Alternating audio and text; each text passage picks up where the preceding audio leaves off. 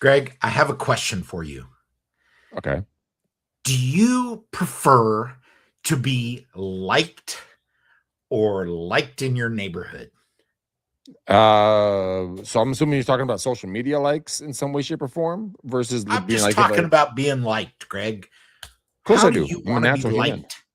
I like to be liked. Yeah, of course I like to be liked. I mean, I like to be, I get all excited when I post something online and people like it or comment. And I like it when my neighbors don't throw tomatoes at me. So I like both sides of it. Okay, super. So I got a story for you, and I want to Okay. I want to feed into what we're going to talk about today, which is viral likes and local hyper intent content. And Mhm. Greg, I learned this from you a long time ago, and I wish I still had a picture that I could share online because it's really hard to show you my own camera. But a long time ago, you told me I should sit in a Starbucks and just drink my coffee, and that Yes. I should have a stack of cards and I should have something that tells people what I do. And I think at the time you had a shirt that said something like, I'm a realtor, what's your superpower? Something dorky. And I thought to myself, you're kidding me. You're crazy. I'm not going to go sit at the Starbucks and drink. There's people there, and it means going outside. And I have a Jura espresso maker. And dude, that's my joy is my coffee. But I did it, Greg. And I'm going to tell you why I did it. And then I want to hear how it has worked for you. Our board, Santa Clara County Association of Realtors, partnered with another group that would allow you to buy a skin.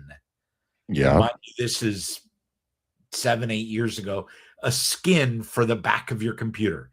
And you could put whatever you wanted on that skin, including your name. And I did it. I got what Greg said. I said, I'm a realtor, want to talk? And believe it or not, I picked up 2 clients in the first week and I never did it again That's funny how that because works out. my heart was like, doom, doom, doom, because people are coming over, they're talking to you, they're saying things, all of that. So, what are you doing today, Greg? Because the market's changed. We got social media, we've got all of that stuff. What are you doing to be relevant? In the social media realm, or to be relevant just in overall Period. stance in life. Period. Period.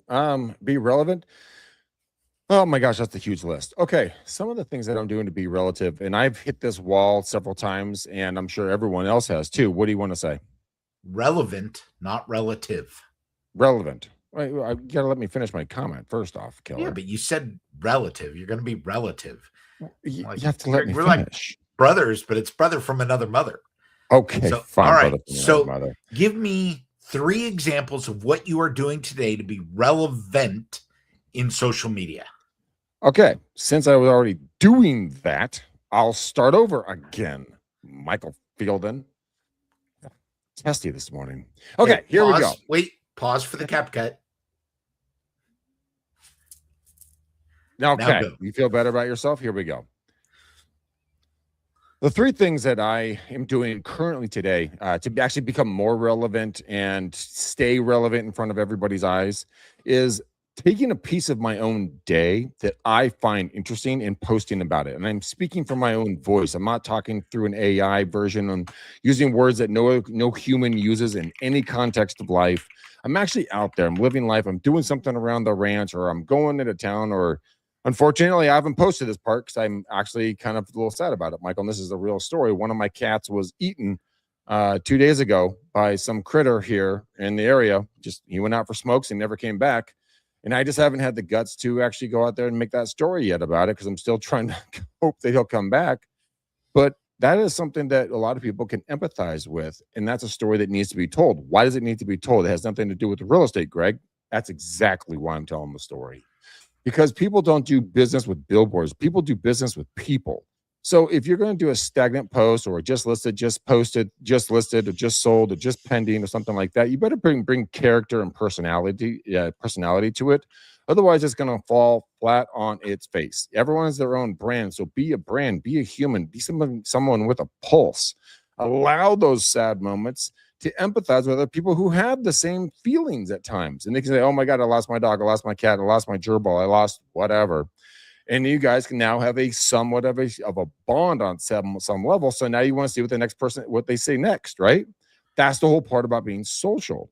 Be real about your circumstances in life. So that's one of them. Be real. Number two, go out and highlight local businesses. I use the part of Google and Gemini called Hey Maps. I go on there and I just hit Gemini and I said Hey Maps, and then it will find me like what I'm looking for. Hey, look, I'm going to go get coffee with a friend of mine coming in from out of town. Give me 4 things to do with him while he's in town for the next 48 hours.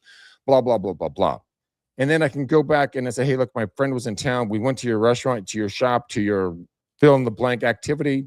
You know what? I loved it. My friend loved it. And I'd love to do a social video about it and post it out to all my followers and see if we can build a business relationship. That's number 2. The third one is interviewing folks that are just like you and me, local neighbors, not anything over the top you have to get an appointment for. I love to interview like the mayors and stuff like that. But like, just talk to your neighbors if they'll go on camera. Talk to the people in the neighborhood of the properties you just either just listed and went pending or sold.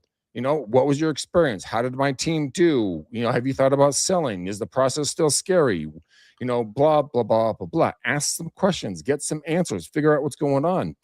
The whole point is that once you, show your true self and kind of what's really going on in your life. I know it's scary. Trust me, a lot of people won't do this because it's terrifying, but it's relatable. You're not best friends with your best friend for just posting random, quotes online. At least I hope you're not. You have a deep connection in a relationship with them on an emotional level. The same thing can be said for your clients. You should be out there building that that emotional bridge. Get between the gap and where you are, fill that in with a personality that people want to spend time with. That is what I'm truly seeing out there. Go out there and really find something that lights you on fire and have some fun with it. Talk about your ups, talk about your downs, talk about your good days, your bad days. People will listen. All you have to do is be willing to talk. That's the hardest part, man. Like you in the skin on your laptop. You know what? You made fun of me. I had a podcast at the time called Real Estate Uncensored. I went to Starbucks right next to our old office in Danville. I sat there multiple times with a little A-frame sign that said, ask me about real estate. You won't be surprised, but most people would be surprised how many times people just stopped on by and said hello. Hey, you're in real estate? Hey, what's this whole Real Estate Uncensored thing? Hey, what's going on here? Just got the conversation going. That's all you have to do. Michael, so when you got the success, why did you not ever go back and be relatable to the folks that were at the Starbucks that wanted to talk to you? Because I didn't feel like it was true and authentic to me. I like doing things that feel natural. I should still be doing that. The other thing that happened to me, Greg, and this one you'll get, is I upgraded my computer and the skin didn't go with it. So I lost that. They stopped doing it. I didn't think to go back and get it. And the market changed. This was also pre-COVID. COVID changed the world for everybody. And now my Starbucks has only one table. And now that it's back to school, I can't even go into the Starbucks. So there is that. But Greg, I do want to talk about something else. Okay. That we're missing. And I want to talk about getting and creating hyper intent content. Now, you coined that phrase for me. What did hyper intent content mean to you? You mean hyper local? I don't know. You put hyper intent up there. The hyper intent local is you go into it with an actual, you have an intent to talk about it for some way, shape, or form. Like Chamber of Commerce, new businesses, highlighting the new business. Is there's a place that has the best hamburger that you personally like, or a great deal that you really enjoy. You know what? Go highlight that with the intent of the other business benefiting. If you go without asking for anything in return, people will see that in you, innately, and they're gonna be attracted to you. They're want to come over and talk to you because they see that you're doing it with a selfless action involved. Like I saw a post the other day. If I was still in the Bay Area, I don't know, maybe you do, Michael. There's a burger joint in the Bay Area somewhere that's really, I guess, famous for their $1.99 hamburgers, and it's moving to the East Bay. They're opening up, they're franchising out into the East Bay. I've never heard about it. Which one? Campus Burger, right? I don't know. I never got the name, but that's it. That's Okay. it. So Campus Burger is this new burger joint, and I want to give them a shout out. It is like a $1.99 burger and fries. You can get the whole Yeah. shebang for under $10. Yeah. Now, what I'm going to tell you, Greg, is it's about the most simple burger you've ever seen. It is Good. literally a bun with a piece of meat, a piece of cheese, a little bit of like mayonnaise, ketchup, something spicy sauce, and some grilled onions. That's Perfect. it. No tomato, no lettuce, nothing. And it's about like the same thickness as a sheet of paper for the meat. So they sell like up to an 8x8. Jeez. So one hamburger worth. So yeah, so you can get 8 patties on this bun. And I tell you, for a double, I don't like their sauce, so I don't get their sauce and I don't get their onions because they're a little overcooked to me. But if you just want some meat and cheese on a piece of bread, this is the place to go. Their fries are actually screaming. They're served in a cup, like a 16-ounce cup, and you get a lot of them. So highly recommend checking out Campus Burger. They are taking off. And Greg, you know what came down to us from the East Bay, and I'm down in the Silicon Valley, is we now have Nations. Which Seriously, we didn't have Nations? We didn't have Nations. And if you've never had a Nations, this is the only place I've ever had a burger that comes with about as much mayonnaise as it does meat. It's a heart attack in a bun. It's literally a heart attack in a bun. It's literally a heart attack in a bun. And they serve good fries, chili cheese fries, but they're very competitive with Marie Callender's on the pie front too. They are. If you like pie and you want to save some money over Marie Callender's, check out Nations. Around the holidays, you go into their store and they will have 500 pumpkin pies stacked up, and it's just great. And a slice of pie is it a quarter of a pie or a sixth of a pie? When you get a slice of pie there, it's like too big for one person. Okay, it's a chunk of a pie for damn sure. So, Michael, you just made my point exactly right on the head. Here's your thing. Here's the intent. Go to this Campus Burger, shoot a video about eating it, right? Then go to Nations, shoot a video about eating it, compare and contrast, and then do a would you rather, post. Would you rather eat this for $1.99 or this for, I think it's like $12 or something. I'm 12, 14, $15 or something like that. Well, I mean, which one would you guys like? Compare everything and then get the conversation and dialogue happening, because people's opinions are going to come out. Go to different coffee shops. Michael's a coffee snob. He wants to drink it at home with his $10,000 homemade coffee machine, apparently. But a lot of us can't afford those things, Michael. A lot of us can't afford those things. I get it. But for the audience, Greg, I want to make sure that we're hitting the important part of this that Greg has nailed, and it came up in the burger conversation. When you are putting this stuff out there, the point is not about sharing the information. It's not about putting out there, ooh, there's a new burger joint, period. That's not it. It's about starting the conversation and making sure that you are opening the door for other people to chat, because you see, I get excited about hamburger. I love a good hamburger. Okay. I think In-N-Out is pretty good. I think Nations, if you scrape off a little bit of the mayonnaise, is better. I think that's blasphemy. No. Here's what I don't like about In-N-Out Burger. I don't like their fries. Okay, the fries do bother me. I am with you. I think the number one most important thing in this world, and this is why Starbucks and Pete's and these chain organizations like Subway and Togo's and Jersey Mike's, you can be passionate about anyone that you want. Pick your winner. But they all do one thing remarkably well. And I'm going to use Starbucks as the example here. Greg, I believe that Starbucks is successful not because they have a good cup of coffee. I actually don't like their coffee. However, I do like the fact that every time I go into a Starbucks anywhere, the experience is virtually the same. The cup of coffee tastes the same. And the important win here is consistency. And when we're talking about real estate and you poking fun at me, I think the important part here as you post is to have consistency. and be the same, requesting information from your client base every time. You were going to argue. No, no, No. no. Here's why I push back on that. Okay. Consistency is good, but it's boring. You can be in a great relationship of any way, shape, or form, but if it's consistently boring, it's always boring. There's nothing exciting. There's nothing that's keeping you on the edge. I mean, we all have different political leaning points in our life, right? But you watch or listen to certain people because you find them interesting on their takes on things, right? So let's just take all the actual politics out of it. I'm talking about the passion behind it. Michael loves these different types of burgers. There's a passion there. I want to get the no. Wait. Let me. So no. My turn.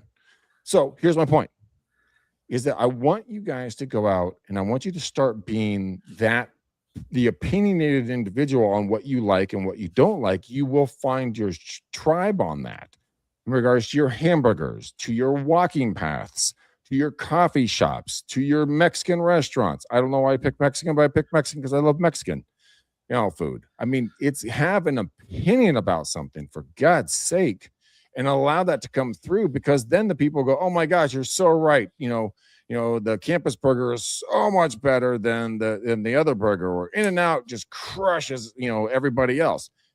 It's an opinion. Let it be heard. Michael, on that note, your opinion is now can be heard. Okay. I'm going to go back to the consistency thing, though, Greg. So pissed. I think it's okay that Starbucks is consistent. And I believe when you order an espresso shop from them, every time it's going to be consistent. Your excitement comes in with the day that you go in and you get a double frappuccino with, caramel, whatever, double caramel macchiato frappuccino. I don't know, doesn't matter. Okay. So I do want to tell you, though, there are answers for people that struggle with these things. And one of the tools that is out there now is a tool called Brand Runs. And I think that when we look at stuff like this is how we can take and put your social media on autopilot. And really, there's a differentiator here. And this is the big one. For those of you that have a website and you have put some time into it, what Brand Runs does for you is it goes out, it reads your content from your website, it looks at your photos, it finds out how you have written in the past, it looks at your previous social media, and it creates posts and content for you every week. Now, from there, what it does is it comes up with a unique post, and it will put that information on LinkedIn, Twitter. They are coming out with TikTok, YouTube. They'll obviously do Facebook and Instagram, the meta tools. And you basically go in once a week and you reject, edit, approve, whatever you want to get your social media posted. These kind of tools are good, not amazing. When we talk about things like what Greg is talking about, getting viral likes and building up these tools so that you can have a unique audience, those are where the hyperlocal content comes in. That is when people really connect with you, right? There are no good automated content tools that portray your voice. And I think the big one, Greg, and for those of you that don't have one, go get a selfie stick.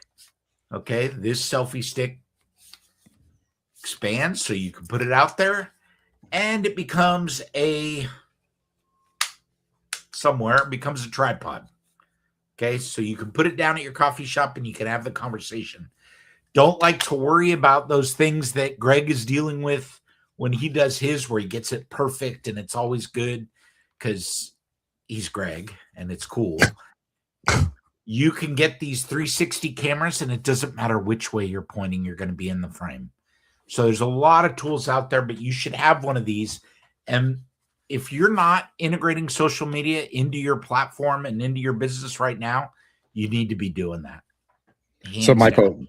I agree with you. The 360 camera, I was one of the first ones, I think one of the only ones I've ever seen actually use it for real estate. I would do walkthroughs and Facebook Lives, and I would back in the 360 camera, I was able to attach it to my phone, and then I would do the walkthrough of the property, and I would hold it. I wouldn't just show you the room. I'd walk to the middle of the room and tell you guys to scroll around and look at it. And I got an iPhone and I didn't have the adapter, so I stopped doing it. But the 360 cameras are no joke. You can use them for all kinds of fun things without having to always be in the frame, because you're always in the frame with a 360-degree camera, unless you go completely out of frame, which is I don't think you're going to. So don't worry about it. But it's an easy way to do it, guys, and document the conversations. It's fun and simple. But the thing that we're trying to tell you on the takeaway is this: speak with your own voice. Be consistent in regards to what works for you on your schedule for posting, and be understanding. Are you going for a viral like, or are you going for hyper local content? There's going to be vice. You're going to do one day, one another day, or you might favor one versus the other. It's fine. Just be seen. Like there was an ad that I kept on hearing, but I never heard it. You know what I mean? It would just kind of bother me in the background until I tuned into it, because I had a want, need, or desire for that product. All of a sudden, my antennas went up and I saw that ad everywhere and I couldn't get away from it. And it was already there standing in front of me. I wasn't in the need for it yet. So when you guys are sitting there and you're posting, you're like, oh my God, I didn't get like 10,000 likes. It's okay. Here's the reason why. There's a lot of voyeurs out there that will sit and stare and watch your content from afar without ever hitting a like or making a comment. That's fine. One of these days, people are going to say, oh my God, Michael Fielden, Greg McDaniel, Susie Q, Bob Smith, John Doe. You're the right person I need to talk to today. Why is that? I don't know, because I see you everywhere all the time, and I'm relating to you because I like the college burger or campus burger versus the other burger. I'm going to call you. So real world example, Michael, real world. I was at a restaurant bar a number of years ago with my lender, and it's a lunchtime place, right? But some guys are there drinking. We were there, eating and getting back to work. But the bartendress was yelling at her staff. They just opened, and she's like, "Gosh, dang it!" She's used other words. They're like, "You guys are going to ruin my effing new bar because there's no coasters." And my antennas immediately picked up. I saw a problem. I can find a solution. So I figured out how much custom coasters were. Total for a coaster was 4 cents. And that was double-sided, full color. So I turned to my lender and I said, we're going to buy them coasters, and you're going to go on one side of it. So it made it 2 cents for me. We handed out over 50,000 coasters to that restaurant. We got multiple deals from it, and it was because of repetition. My favorite story of why we're repetitive is that my team manager, Eileen, got a call one day from a guy, and the conversation goes exactly like this. He goes, "Hi, is this the McDaniel Callahan team?" "Yes, it is. How can I help you?" "This is Eileen." "Yeah, I want you to come over and list my house." "Okay, not a problem, sir. When would you like to meet, and how'd you hear about us?" Come on over this Tuesday, blah, blah, blah." "And how'd you hear about us, sir?" "I've been putting my beer on your face for the last 6 months." That is repetition, guys. We were not the right person for him until we became the right person. So every single time someone put a beer down or spilled a glass of water or a kid scribbled on my face, you know what?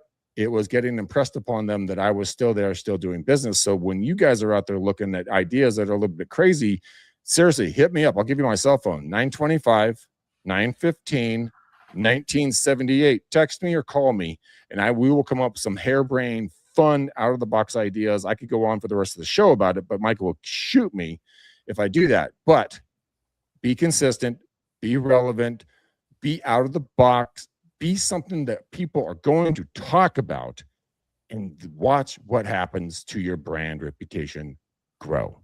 So that should be pretty easy set up there. Michael, what do you got on the takeaway for this? I think this was a great show. I think we want to talk about this more, but we're up against that 25 minutes. Greg, I want to thank you for joining in today and talking to us about viral versus hyper local / hyper intent content. All right, guys. We love Where'd you. you go? Oh, Michael hates me. Where'd you go, Greg? I'm right here. Stop kicking me off the screen. Oh, thank God I'm back. I'm back in the Cool Kid Club. Okay, guys, we love you to pieces. Have a blessed and powerful day. We'll see you next week. Until then, make it awesome. Bye. All right.